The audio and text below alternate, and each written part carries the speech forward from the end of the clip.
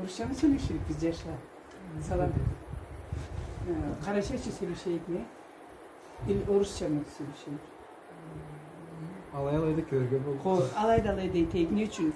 Bağalı cemaat. Men bir gün şoxaylarımla bizde üniversitetini studentleri iki seyir yaşla kelgenme uşaq eterge. Dina degen bir kafe, bir seyirlik tavlanın koynunda bu ayrı tabiat. Yaşlarımız 4. kursda okuyla, 2 okuyla, yaşavda her zatqa seyirlikle, seyirsinip qarayla, her iyilikini çertirgezleyle. Ençi YouTube'da kanal açıp kreatif, kreatif Club. Malay Allah açqalla. Anı birinci körgüzümü de ne boğan desegiz, bir saattan köp baydımatla, keçorklarını baydımatla tübeşli etip begulluş edip 10 günlük reşkerle caraştırıp men tilini tap söyleşebilmegen sebepli alayın ketere bulayına koşa caraştırğalla.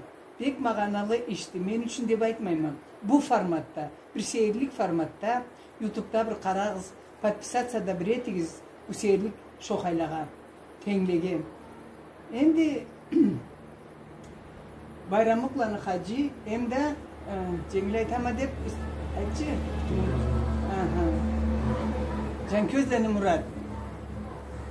Kimden başlayak söyleşip? Kaysınız tamadas, cılığız bular. Bir yerde okuvalıqqa. Bir kime sen, şu bir ayt Muratcık. Қалай шоқ болдыңыз Hacı bilen? Біздің группада 3-ші курста Hacı келгенде и алайда біз общаться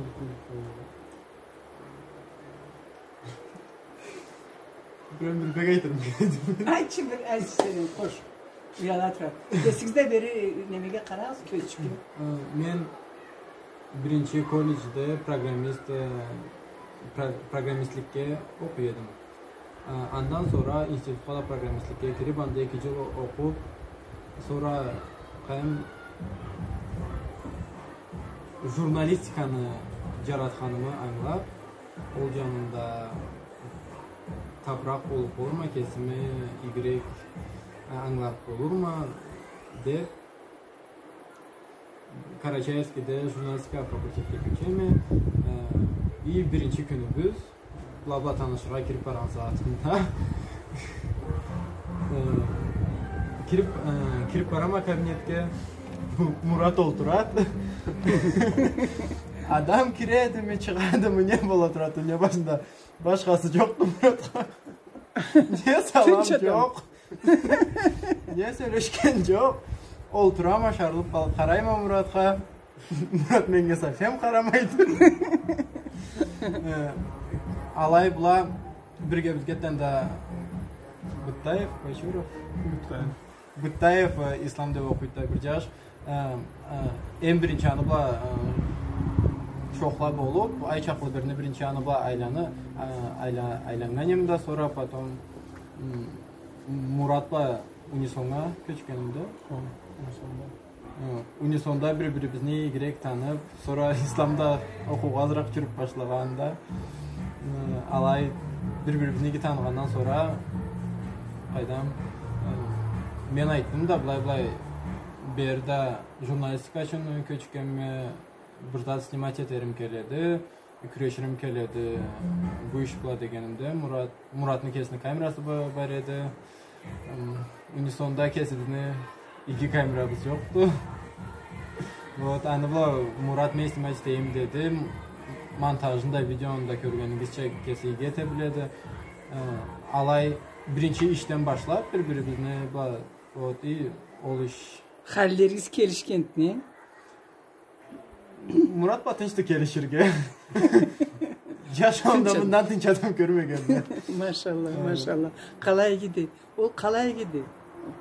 Аңлаганга. Да, в нашем тандеме больше я такой инициативный, буйный, а он всегда такой... Степенный, спокойный. Да, его трудно вывести из себя. Молодцы. Но это возможно. Ну, давайте на русский язык перейдем. Значит, это ребята из нашего знаменитого Карачаево-Черкесского государственного университета дружат уже много месяцев, много дней.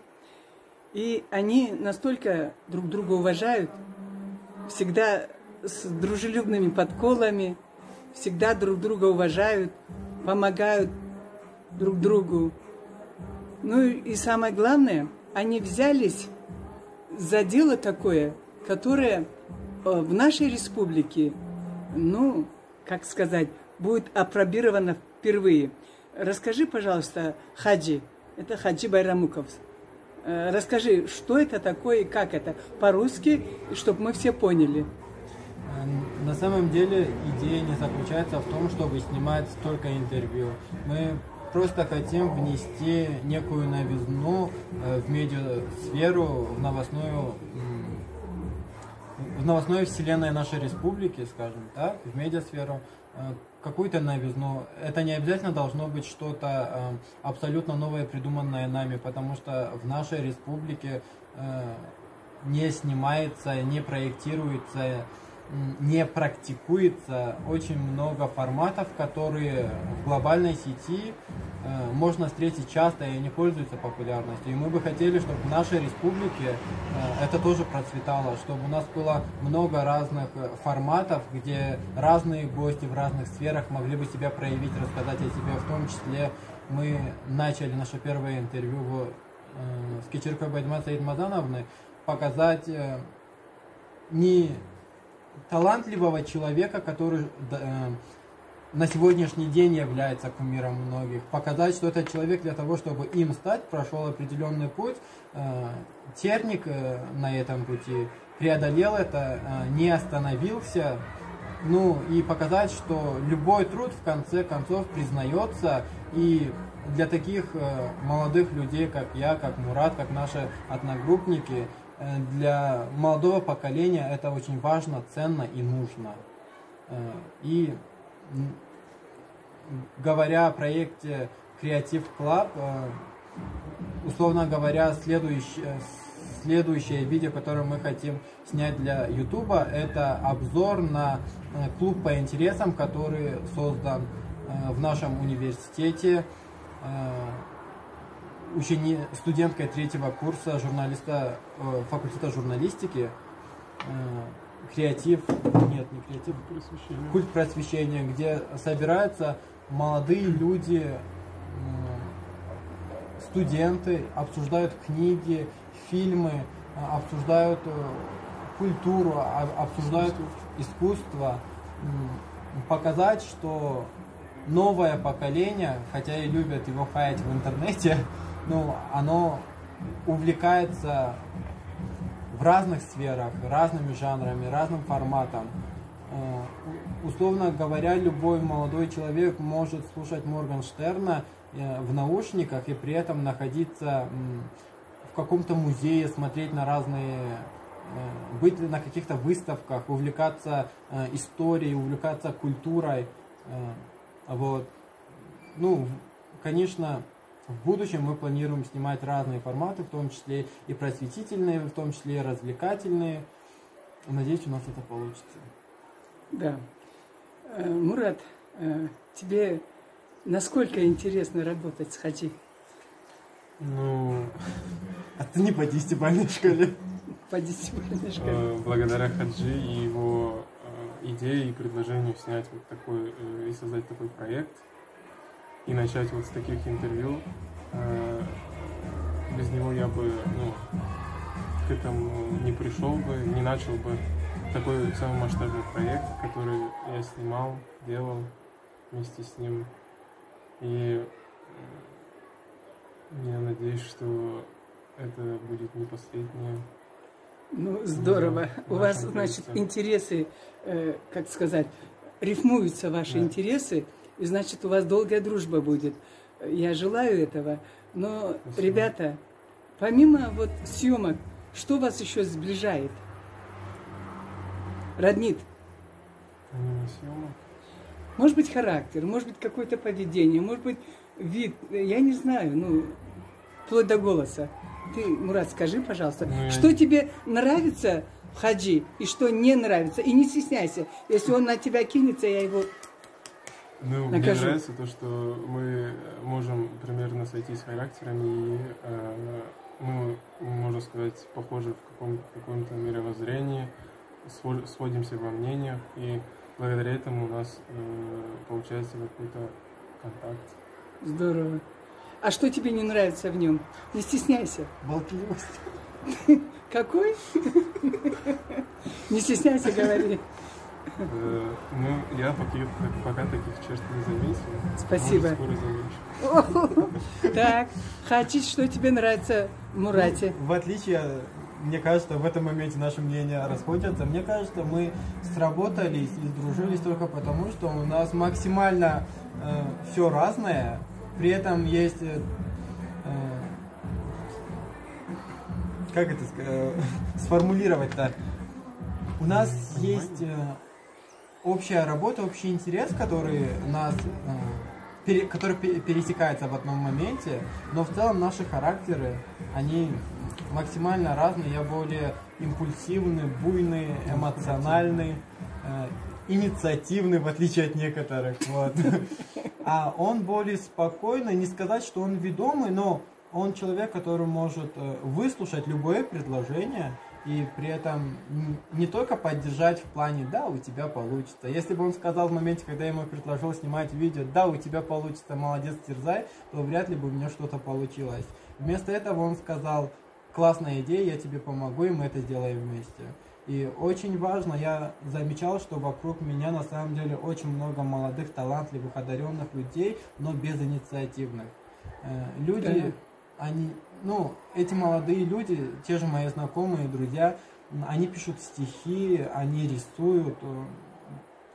Просто настолько великолепно, что порой реально удивляешься, как такой молодой человек может быть настолько талантливым. Но при этом они не безинициативны, они не хотят нигде публиковать свои произведения, никуда вести, никому показывать. Вот. Но это не отнимает у них таланта, но и не прибавляет ни известности, ни популярности. Ну, Вот. такие талантливые люди, это же, как сказать, это же яркие краски нашей республики, нашей нации, нашей, какой бы они нации не были бы, я неправильно сказала нашей нации, нашей республики, какой бы они нации не были, русские, карачаевцы, там, черкесы, должны проявлять себя. Ну как же так? Я вот хотел призвать молодое поколение к тому, чтобы они не боялись, и условно даже мы, думаю, Мурат тоже не против, мы будем только за, если кто-то захочет присоединиться к нашей команде, что-то предложить, проявить какую-то свою инициативу. Мы готовы дать им площадку высказаться, высказать свое мнение, показать себя. Мы готовы приходить, снимать, транслировать их, насколько это в наших силах. И на самом деле будет круто, если о тех людях, которых я знаю, узнали бы хотя бы чуть большее количество людей. Это здорово, это здорово. Скажите, пожалуйста, какие проблемы есть у вас в сфере обучения в университете? Все ли так, как вы хотели бы? Давай, Мурат, ты сначала скажи, потом я буду жестко проходиться. Ну, проблем в каком плане? В любом, ну вот вам, вот вы, что вам мешает очень радоваться, или же наоборот, все хорошо? Вот скажите на эту тему.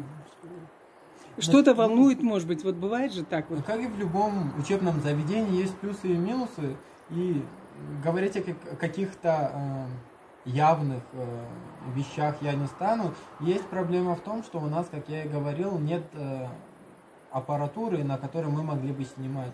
Условно говоря, любое интервью, оно требует хотя бы 2 точки и микрофоны, как минимум. Вот. Ну, можно, наверное, сейчас обратиться к ректору, или к кому надо обратиться? Обратитесь, я уже пожалуйста. На школе актива обращался, он к нам приходил, у нас Вот из плюсов могу сказать то, что наш ректор везде с нами ездит, везде с нами встречается. И там я обратился к нему, попросил камеру, и он сказал, что решит этот вопрос. Вот начался новый учебный год, я еще раз буду к нему обращаться. Думаю, если у нас в скором времени появится, скорее всего у нас появится, потому что уже он один раз выделял аппаратуру. Вот. Но, к сожалению, я перевелся в прошлом году и его не застал. Вот. А сейчас он вроде сказал, что да, позаботиться о том, чтобы у нас все было. Но он тоже креатив. Что такое креатив? Переведите для многих. Он креативный руководитель? Подходит это слово или нет? Мне кажется, да. В целом мне не только наш ректор нравится. Большое количество преподавателей, они только поддерживают нас. Они готовы оказать любую поддержку, которая от них зависит. Они дают нам наводки, где снимать, как снимать. Они обучают нас.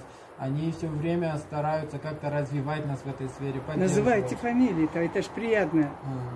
Токова Асланда Руслановна. Так. Вообще, когда я перевелся, помнишь, я вообще думал, что она наш куратор, потому что она очень с душой за нас переживала, да, да? все время что-то советовала. Фариза Магомедовна, еще один преподаватель, который также со всей душой очень активно нас поддерживает, все время дает дельные советы, которые нам реально помогают во время съемок. Кто еще? В целом... Ясно. Значит, у вас положительные отзывы о преподавателях и их преподавании, преподношении своих знаний вам, дарении знаний. Дорогой Хаджи, а вот скажи, пожалуйста, на какую тему ты бы хотел заострить внимание сегодняшней встречи? Что-то которое беспокоит твое сердце, хотел бы ты поделиться с нами, если можно? Наверное, какой-то глобальной темы, глобальной миссии для себя, что-то рассказать. Сегодня, условно говоря, даже информационно я не могу поднять какую-то тему, потому что обладаю слишком малым количеством информации. Но есть какие-то темы, на которые в будущем на том же YouTube-канале мы хотим снимать обозрения, показывать нашу молодежь с лучшей стороны, показывать наше старшее поколение с лучшей стороны. Хочется транслировать только позитив, чтобы люди не питались негативом и не транслировали его в обществе. Хочется того, чтобы вы могли подойти к любому человеку, условно говоря, вы же ведете свой блог, предложить снять какой-то ролик, и он без каких-либо додумок просто согласился с вами это снять. Легкости для нашего народа, беззаботности. Вот хочется, чтобы в нашей республике было меньше проблем. И, наверное, если поднимать сейчас какой-то вопрос, находясь в этой локации, между гор, рек, такой флоры, то поднимать наверняка вопрос заботы о окружающей среде. Урусов Ринат же, да? Да, фотограф в университете. Фотограф Урусов Ринат недавно выкладывал себе в сторис Севердинский, где был этот мусор.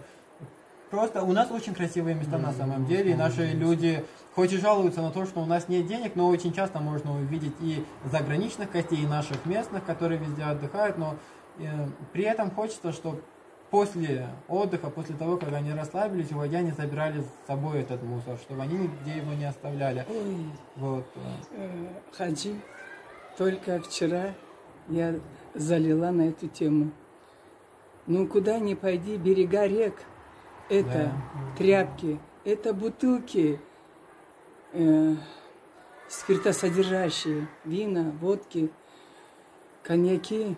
Это какие-то туфля, какие-то тряпки, какие-то объедки, какие-то пластмассовые чашки, машки, кружки. Как можно так? Как? Как человек может себя так не любить? Я не понимаю. Это у меня самый больной вопрос. Хорошо, что ты затронул. Потому что я еще раз хочу сказать, дорогие товарищи, это не всегда делают приезжие гости. Это делаем мы с вами, мы, которые здесь живем. Мы так отдыхаем и оставляем свой мусор на берегу реки, в лесу, в роще. Мы ломаем бутылки, пьем, а потом ломаем бутылки по этим стеклам. Ходят, иногда могут дети поранить, ноги, скотина, я не знаю. В реку бросают стекла, бутылки бросают об камень в реке, а могут дети купаться, ну мало ли что, и раниться об эти стекла. Ну почему мы такие? Что нужно сделать, кстати, вот, чтобы этого не было? Как вы считаете, ребята? Мурат, ты первый, а тут вот, ты молчишь все время. Скажи, на самом деле это номер один проблема наша. Земли. Чтобы решить эту проблему, мне кажется, что...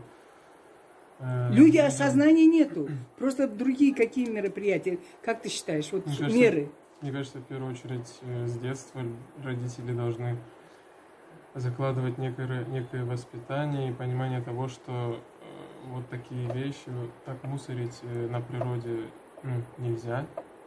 И ребенок, когда будет с детства понимать, что этого нельзя и не будет делать этого с детства, то, мне кажется, он уже никогда в жизни так не будет поступать. Да. Я с этим согласен, но при том вы никогда не увидите компанию 6-летних детей, которые приехали в Тиберду и оставили там мусор. Это делают люди, которым, условно говоря, больше, чем 18 лет. Да. Это люди, которые, условно говоря, я свою первую работу насчет охраны природы, сохранения чистоты делал в 7 классе, это 2012 год или 2013 год был.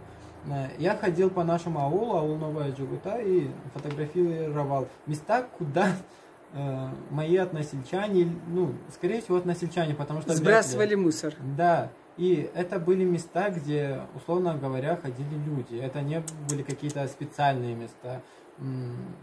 Я помню по улице Карачаевская, где там, я не знаю, как переводится слово «арык».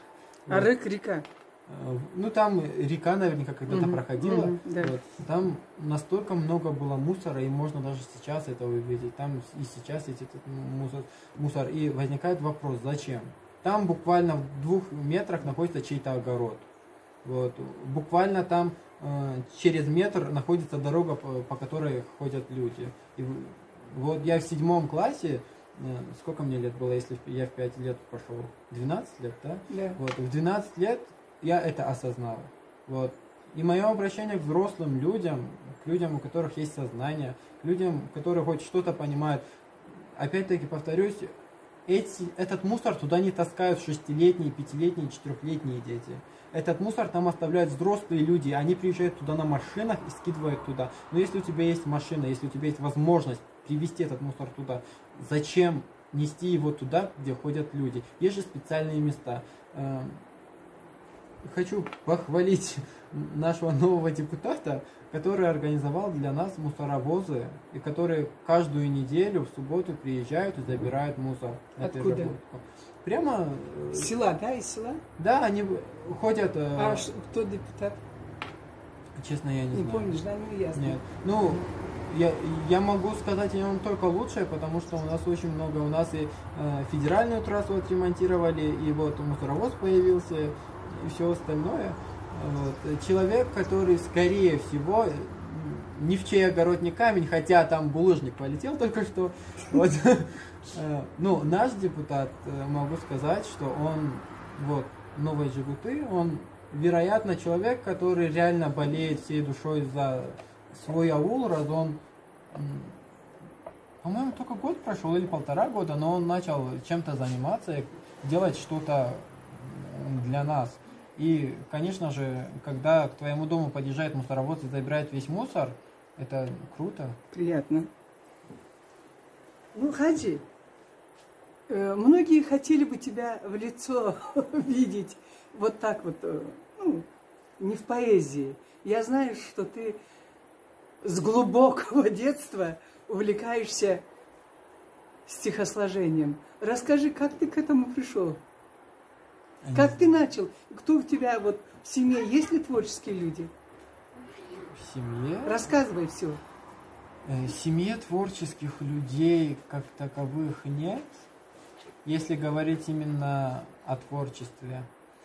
Но в моей семье я узнал об этом достаточно. Я очень люблю читать с самого детства, что-то читать, потом любовь появилась к тому, чтобы что-то писать, потому что я читал, я вдохновлялся, и мне хотелось равняться на них, создавать что-то свое.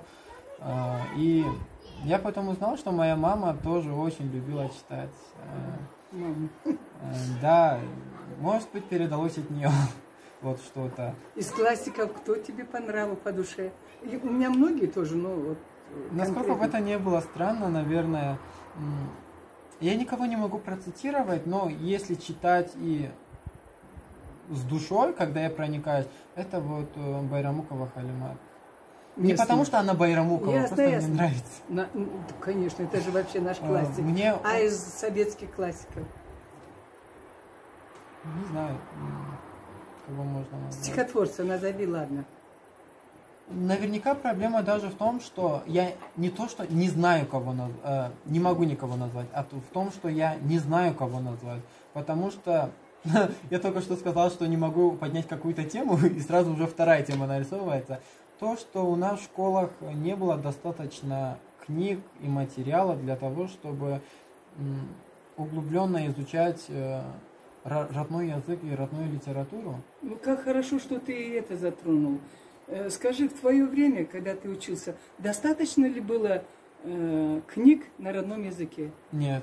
Я помню, что у меня единственная книга была в 6 классе, и она мне каким-то чудом досталась, потому что мы покупали его у предыдущего класса, у девочки из предыдущего класса. Она была одноклассницей моей сестры. Вот так через знакомство, как бы это странно не звучало, мы смогли добыть мне эту книгу. И только в 6 классе у меня была своя собственная книга по родной литературе. Я помню, что это была желтая, старая, обшарпанная книга 91-го или вообще 80... Нет, 90, по-моему, какого-то года. Я не помню, честно, издание, но она была прям очень желтая, обшарпанная, старая. Там какие-то недобросовестные читатели этой книги рисовали, рвали листы и очень большое количество материала не доставало. Это у тебя любовь к родному языку, к родной поэзии с детства получается, да? Нет. Нет, говори. Вообще, когда ты вот осознал красоту своего родного языка и вот взял перо, чтобы первое свое стихотворение на родном языке. Помнишь? Я помню, что любовь к своему родному языку, мне стыдно об этом говорить. Ничего, говори. Появилась после того, как я уже женился, и Мадина, она, убираясь дома... Ваша супруга? Да, убираясь дома, нашла какие-то рукописи на родном языке, она прочитала и сказала, почему ты не этим занимаешься, потому что у тебя это хорошо получается. До этого, как я уже говорил, я тоже был в числе тех, кто пишет в стол, кто никуда не публикует, нигде не высвечивается, который стесняется даже прочитать в кругу своей семьи что-то. После этого она втайне от меня отправила. Она попросила меня записать, попросила отправить в какой-нибудь паблик. Я записал, но не решился отправить. Она втайне от меня отправила это Карачаево-Балкарский паблик. Карачаево-Балкария называется. И там она собрала очень много просмотров и больше 100 комментариев. Была колоссальная поддержка со стороны. Очень хочется выразить благодарность. Я всегда хочу, но не знаю, каким способом выразить благодарность Кабардино-Балкарии, потому что балкарцы вот очень сильно поддерживали. Это какое стихотворение? Наверное, я знаю. Это про природу, самое первое, которое у меня на своей странице есть. К своему стыду я даже свои произведения не могу цитировать, потому что я ясно. Не всегда их запоминаю или... Может, не хочу так, не знаю. Вот. Но спасибо большое балкарцам, братьям, сестрам, которые оказали мне огромную поддержку. Это были первые люди, которые пригласили меня и для газеты дать интервью, и в радио, на радио, и на телевидении. К сожалению, я постеснялся, я отказался, но мне было приятно, что мы поедем втроем, Аллах Айца. Все будет нормально. Кабардино-Балкарию я собираюсь поехать. Обязательно вместе поедем. Хаджи, твое, я спрашивала, первое стихотворение тематики, ты сказала, природа, да? Да. А как относится к этому твоя мама? Моя мама, если... Меня не поддерживал никто в моей семье. А тебя? Жена. А мама? Вот, если супруга это второй человек, то мама это первая. Она просто, возможно, дело в моем возрасте, я был слишком молодым и не слушал ее, но мама с первого... У нее до сих пор хранятся там какие-то стишки с огромным количеством орфографических ошибок, Твоих, да? Да, которые я писал в 4 классе, на открытках ко дню ее рождения или 8 марта. Она до сих пор все это хранит. Это вот огромная... Помните, были маленькие сундучки с советских времен? Вот. Киберчеки. Да, полный сундук вот этих рукописей. А это вот, ты знаешь, это вот искорки золотые, икринки золотые. Если взять сегодня, когда у тебя мастерство появилось, ручка уже крепко в руках держится, ты каждую из них можешь шедевром сделать. Это очень хорошо, ты еще к ним вернешься. Ну, а теперь я что хочу, Мурат, как ты относишься вот в творчестве, что тебе больше нравится? Вот сколько всего, да, творческого вокруг нас? Конкретно, что тебя волнует вот в этом мире? Его вот поэзия, язык, а тебя? Ну, я даже не знаю, меня, наверное, больше не как у Хаджи, поэзия, искусство и литература. Меня, наверное, больше что-то связано с моей работой. Рассказывай. Это ближе к кино, к видео, к созданию вот такого, вот таких вещей. Меня, наверное, больше к этому. Ты как режиссер, оператор, режиссер. Ну, как Ясно. режиссер, наверное, нельзя. Режиссер это и есть режиссер, а как же? Скорее, как оператор. Оператор это тоже, если снимать правильно и хорошо, чтобы смотрибельно было, это тоже творчество. Это творчество. Ну, а чьи стихи ты любил в детстве? В детстве, ну, у меня конкретных любимых поэтов не было. Я просто любил учить наизусть стихи. Наизусть? В школе. Сейчас помнишь хоть одну? Если Не честно, стесняйся. Я их быстро забывал. Забывал? А этот родной язык изучал? Ты в Карачаевске же учился, да? Да, и у нас был предмет родного языка, я на него ходил. А кто у вас учитель, ты помнишь? Вспоминай. Ее звали Лариса Азретовна. Лариса Азретовна. Вот. И у нас была и родная литература, и родной язык грамматический, изучали его. Также мы читали разные произведения, учили и стихи очень много на родном языке, на карачаевском.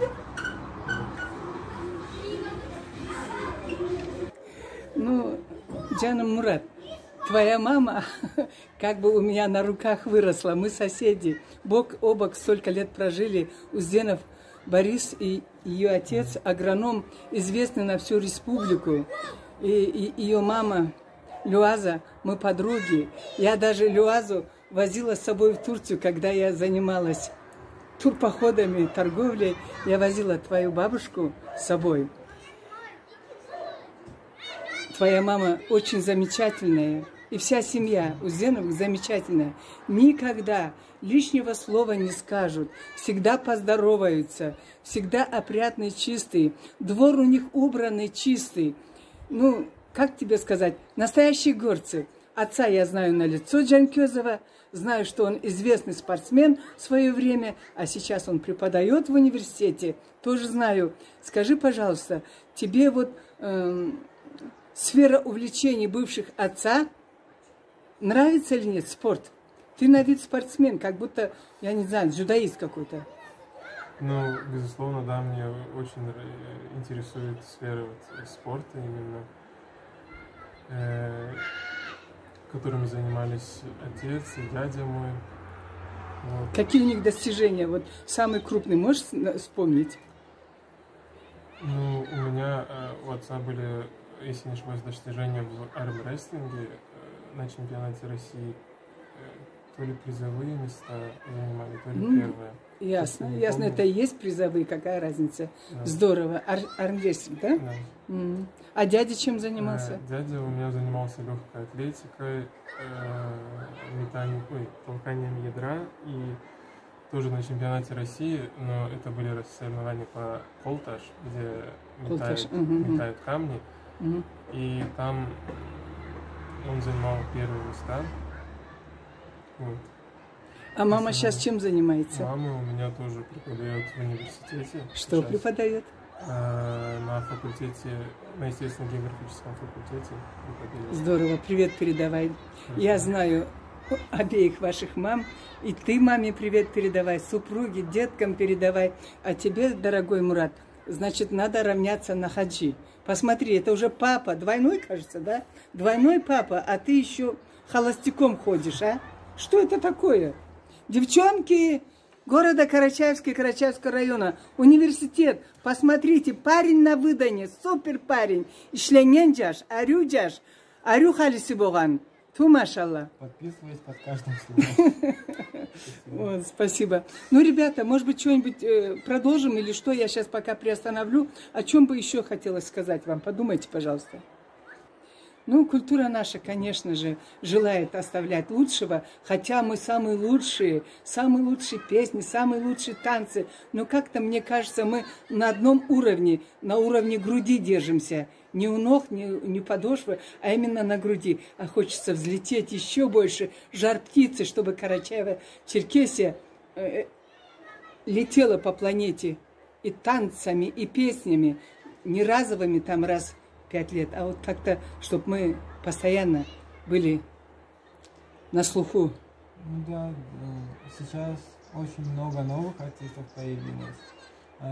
Очень много, к счастью, на плаву держатся старые артисты, которые в том числе исполняли ваши песни. Это такие артисты, как Фазиля Бадахова, которую я знаю с малых лет. Аида Байрамукова, по-моему, она тоже пела ваши песни. Из современных зовут Роберт Качиев или Руслан Качиев. Роберт Качиев, по-моему, это молодой Роберт Качиев, это молодой исполнитель, который сейчас очень популярен. Он тоже исполнял ваши песни.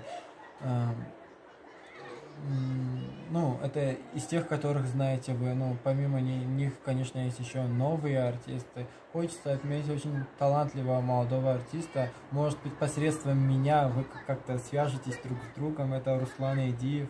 Это человек с консерваторского, по-моему, с консерваторским образованием, как их называют? С профессиональным образованием певца. Можно так сказать. Вот. Очень талантливый, голосистый. А я с ним начинала знакомиться, он куда-то делся. Как-то он очень талантливый, и у него интересный содержательный голос какой-то вот. Там много чего интересного в его голосе. Записать песню, дорогой хаджи, нужны деньги. Представь, если человек поет, конечно же, он может эту песню как бы за 2 концерта вернуть себе на праздниках свадебных, да? Но многие же по свадьбам не гуляют, певцы. Это только единицы.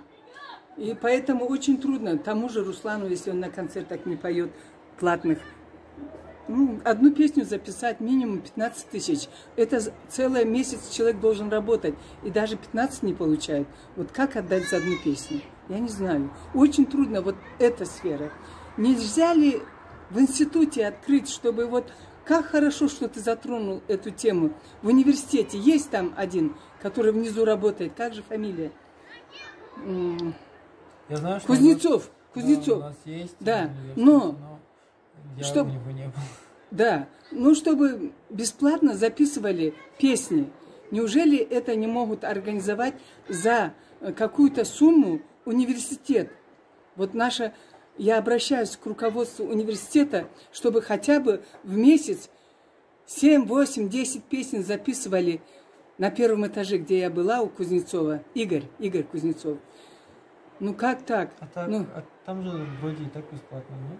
Не знаю, я вообще говорю, чтобы песни записывать. Например, я знаю, что у наших братьев-черкесов, я не знаю, сейчас работает или нет, ребята вот эти, которые имеют деньги, они открыли целую студию и записывают песни бесплатно своим талантливым певцам, соловушкам, соловьям. Почему у нас нельзя сделать? Почему за каждую песню надо ходить с челобитной к 10 человекам, из 10 один согласится и заплатит? Это уничижение, я считаю. У нас вроде просто, опять-таки, ну да, почему не в защиту, так скажу. У нас нет направления факультета вокального, где у нас обучают. Вот. Если бы был, можно было поднять этот вопрос, но я считаю, наверняка сейчас больше неуместно просить это у нашего ректора, ну, у управляющего института. Если бы это было на каком-то государственном уровне, где к ЧГУ бы могли предоставить аудиторию и людей, которые это могут делать, а если бы государство им платило за это деньги. Потому что, думаю, не только нашему институту Кечерекова, Байдмат и Байрамкову Хаджи нужно то, чтобы в нашей республике процветала какая-то культура. Опять-таки, возвращаясь к теме культуры, культура не заключается только в том, в песнях Кечерекова Байдмат или в стихах Хаджи Байрамукова. Мы говорим не о том, чтобы нас любили, лелеяли или как-то говорили о нас, а о том, что нужны галереи, где могут представлять свои творения молодые художники. Дни, посвященные им, когда просто городские жители могут прийти и посмотреть на то, что может мальчик с соседней улицы, его сосед, его брат, сын. Культура, на самом деле, да, я бы хотел, чтобы не только в Карачаевске или Черкесске, во всей нашей республике подняли вопрос о культуризации, да, о культивировании. Да, и молодого поколения, и взрослого, потому что во всех сферах культуры нужна поддержка государства, как вы сказали, в основном финансовая, потому что таланты есть инициативные среди этих талантливых людей, но нет возможности как-то проявить этот талант, потому что все вопросы упираются в деньги, в финансирование. Было бы круто, если бы кто-то из власть имеющих объединились с кем-то, кто готов предоставить аудиторию мастеров, и они создали вот такое помещение, место, где талантливые люди могут... Я был в Дагестане, вот очень хотел об этом сказать, где есть... Мы ездили на научный форум, где был Ильмутин Магомедович, который работает с НАТО в Соединенных Штатах Америки. Вот. И в Дагестане у них было помещение свободного назначения, куда могли прийти молодежь и репетировать разные постановки, петь, танцевать, ну, проводить свой досуг, развиваясь. Вот. Очень бы хотелось, чтобы на территории республики тоже были такие помещения. Городов, сел, да. Не только одну, да, вот по всей республике. Ну, я благодарна вам, ребята, что вы сегодня...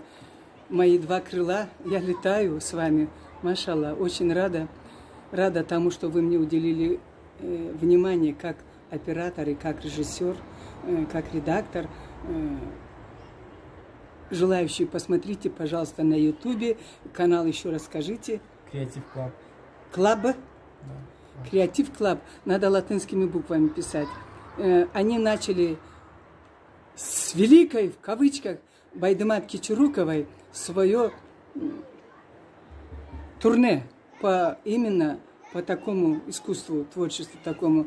А всем я хочу вот что, свою мысль сказать для тех руководителей, которые могут как-то повлиять, привнести дольку своего труда, чтобы наш язык не вымер. Дело в том, что карачаевский, балкарский, ну, аланский язык, карачаево-балкарский язык. Мне вот эта связь не нравится, карачаево-балкарский.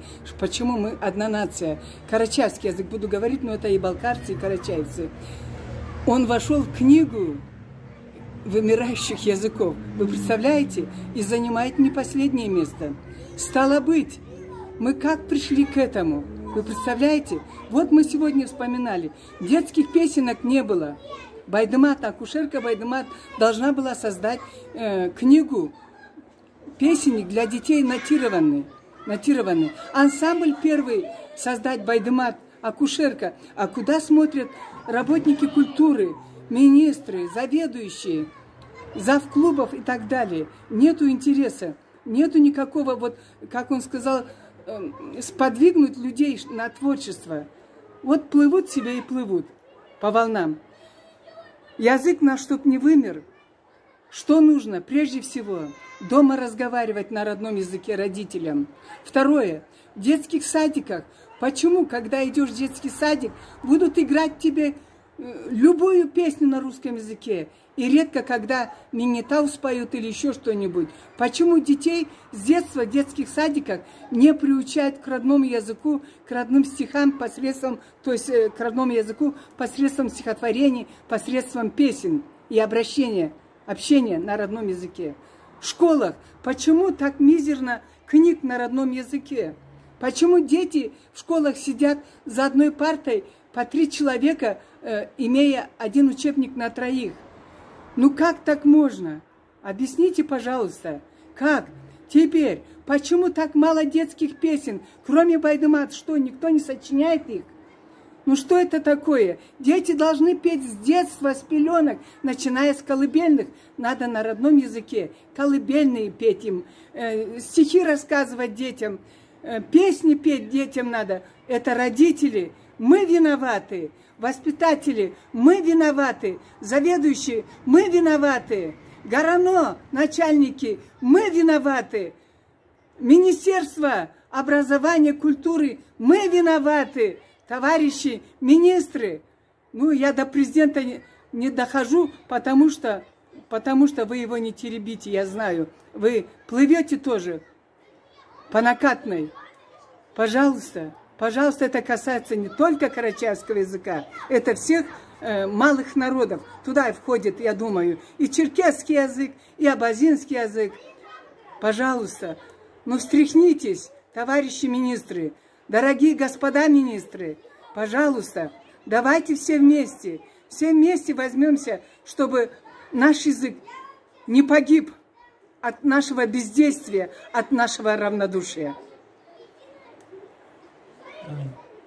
Подписываюсь под каждым словом, поддерживаю. Очень странно, и я обратил внимание в нашем интервью, пока Кечеркова Байдымат Саидмазановна не приехала из Киргизии, будучи акушеркой, совсем другое направление, и начала, не зная языка, не зная, ну, человек не по своей воле оторван от своего родного дома, от своей нации, от своей культуры, росший в другом менталитете, должен был приехать из Киргизии в Карачаево-Черкесию для того, чтобы мы вспомнили о том, что у нас есть свой язык, свои традиции, свои обычаи. Хочу обратиться к тем, кто смотрит нас, это наши комментаторы. Очень важно людям, которые этим занимаются, иметь поддержку с вашей стороны. Каждый ваш просмотр, лайк, комментарий – это поддержка, и оно стимулирует нас заниматься этим делом, не опускать руки. Видя любой комментарий, даже может быть в неком роде осуждающий, мы задумываемся над этим. Дизлайк тоже да, можно. Любая ваша обратная связь помогает нам развиваться дальше в этом направлении. И, пожалуйста, не жалейте несколько секунд для того, чтобы зайти, глянуть и оставить свой отзыв. Дорогие мои, я чуть-чуть шире скажу, коротко. Не забывайте ставить лайки, не забывайте подписаться на канал, как еще раз, Креатив Клав и Байдымат Кечерукова, отдельно у нас, не вместе, Байдымат Кечерукова, YouTube. Поддерживайте нас. Если мы, не жалея своего времени, своего здоровья, что-то делаем, крупицу добавляем в нашу сокровищницу национальную, я думаю, с вашей помощью мы еще больше будем трудиться, радовать будем вас. Да, ребята? Знаете что? Я хочу окольцевать вас сегодня и немножко себя показать. Пусть будет солнечная твоя жизнь. Спасибо. Мне все говорят, почему ты, Байдымат, резинка? Они так часто, ну, вот раз что-то закрутить, пригодится, и так как интересно как-то, поэтому. Да, в общем, ребята, я вот так вот обниму. Какие джигиты. Спасибо вам. Пожалуйста, вам спасибо, что уделили нам время, пригласили нас. Как говорят карачаевцы на нашем языке, Суйбердигиз, Аллах сыйлайтсын. Подписывайтесь, ставьте лайки, комментируйте, поддерживайте нас. И мы будем стараться радовать вас новым контентом. Аминь. Спасибо. Это я потом отрежу.